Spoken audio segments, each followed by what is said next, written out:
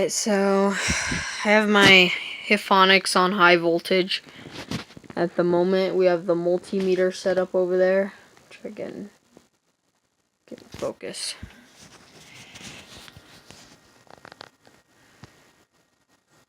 There we go. Start turning this guy up.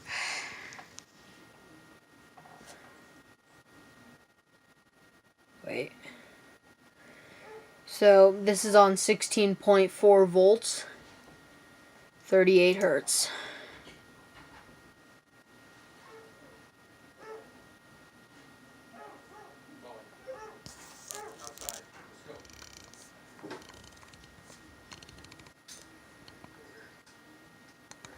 Oh, 73.5. I saw 73.5. Holy crap.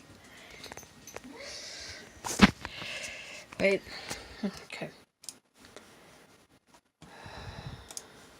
Let's see.